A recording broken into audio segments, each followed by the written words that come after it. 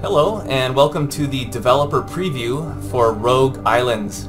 My name is Kieran Ritchie and I'm excited to finally share with everybody what exactly we've been working on here. This is an action first-person shooter with roguelike elements. That means we have permadeath and procedurally generated levels. You never play the same island twice. So let's jump right in and take a look at the first level. Okay, we've got a brand new level generated here, a new island to explore. And you always start in Rogue Islands on Mottwork's little ship here. It comes with a furnace that you have to fill up with fuel before you can leave the island. And of course there's always a little mission you have to complete on each island as well. We always start first thing in the morning, and there is a little bit of a time limit. You want to get off the island before midnight. At that point, vicious ghosts will descend from the stars and essentially chase you out of the island. None of your spells are able to do any damage against the ghost, so it's really a matter of just getting off the island before midnight.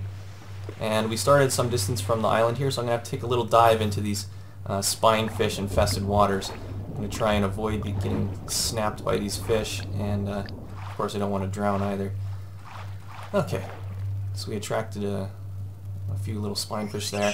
And our first encounter, we've got a little acid bee, so I'm just going to take care of him and avoid these acid attacks. So the design philosophy behind Rogue Islands is that we wanted to create an extremely hazardous environment. Just working your way through the level should itself be kind of a challenge. And to manage that, there's essentially no place is safe. If you jump in the water, you're going to get bit. There's enemies walking around, there's enemies flying around, there's hazards like thistles that you can walk into that'll sting you.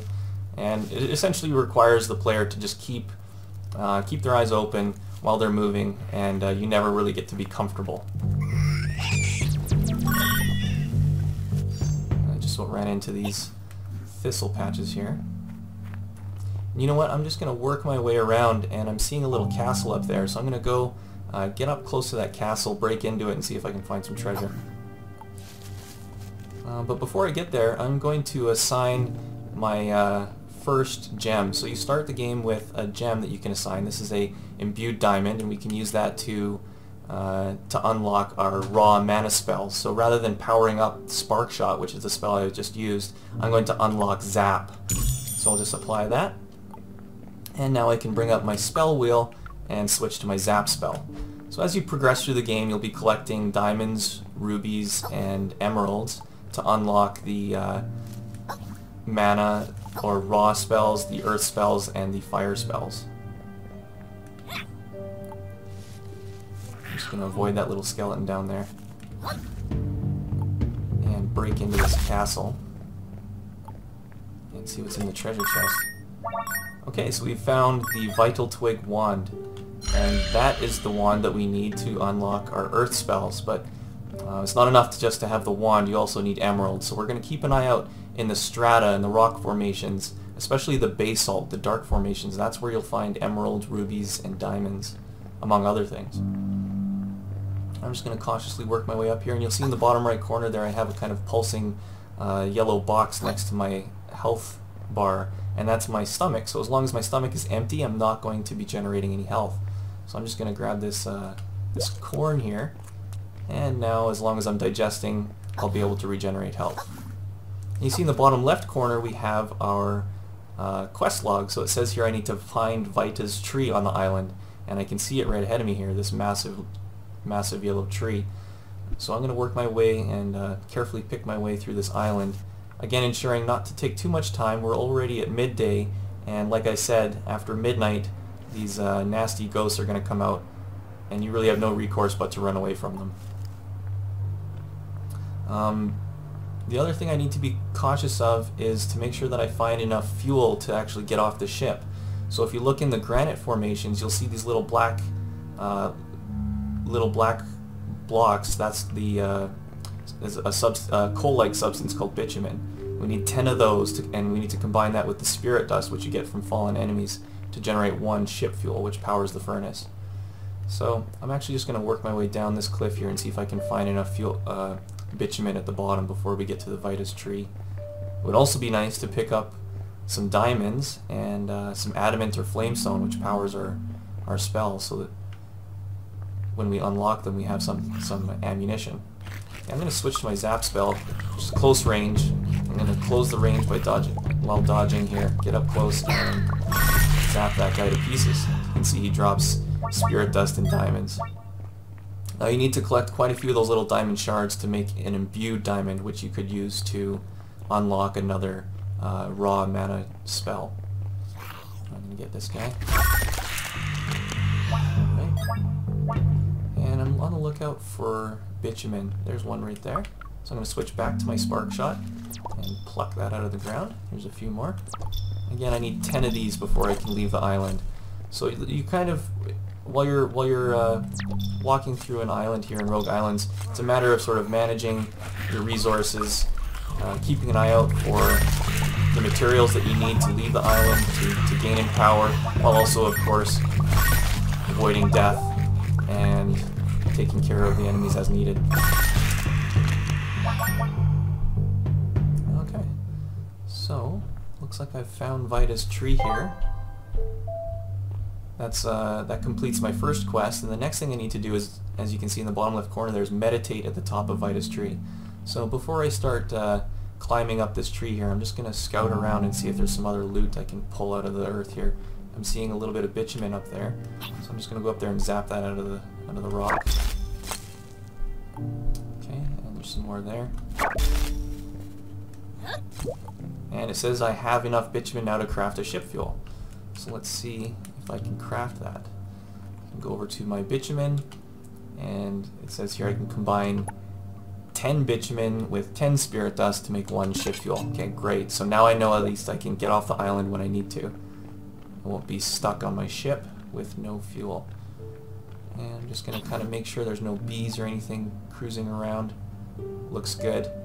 I have spotted over here though these little purple rocks in that basalt formation. That's mana charge, and that's going to help me actually climb the tree. You can see I have this mana bar on the bottom right hand part of the screen, and that's connected to my jumping ability. So when I jump and hold, it uses up mana, and of course the larger that mana bar is, the higher I can jump.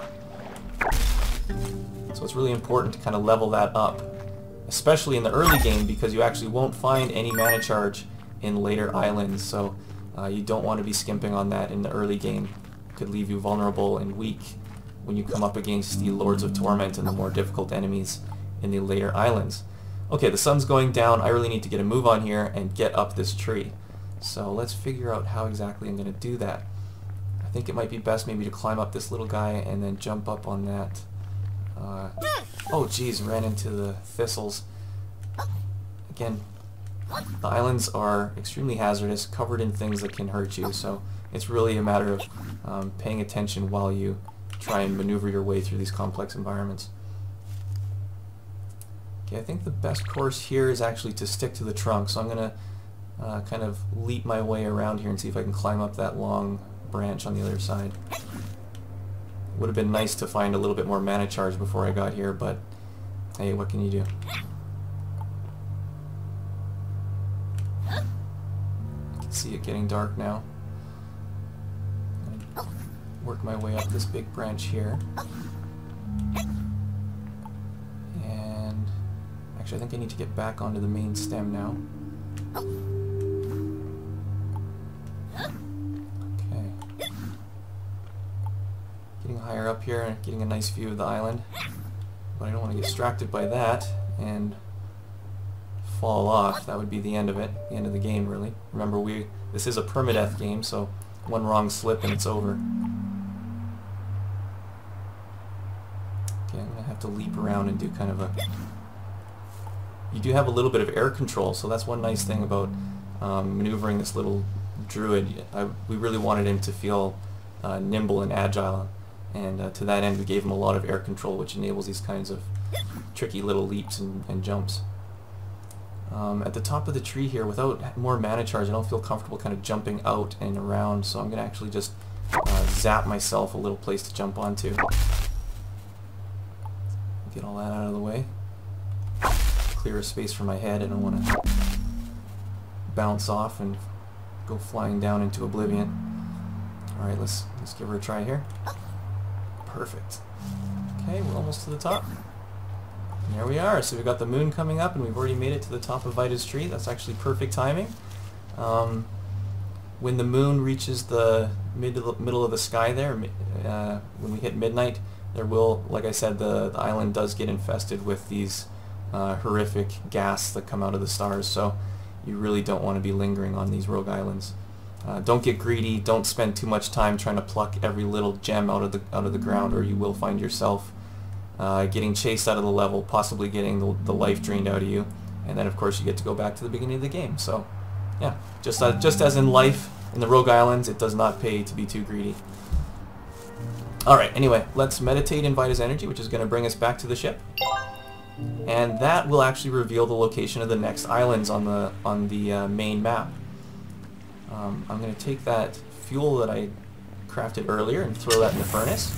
Okay, so we've powered up the ship, and we're actually ready to leave. So I'm just going to go ahead and open that door, jump in the ship, and that right there is how you beat a rogue island. So thanks again for watching this developer preview of Rogue Islands. I hope you liked it. There's a lot of stuff I didn't get to show you here. Maybe in subsequent videos we'll take another look at later levels where you unlock pyromancy spells. There's spells that cause massive destruction to the destructible terrain. There's summoning spells where you can summon wasps, like swarms of wasps that will crowd your enemies. Speaking of which, there's enormous hellbats that spit fire at you that will spread through the canopy. Very devastating. You don't want to get caught in a firestorm. And we have, screeching shaman that will fly around and cast these zapping spells that will reduce you to ash in one hit.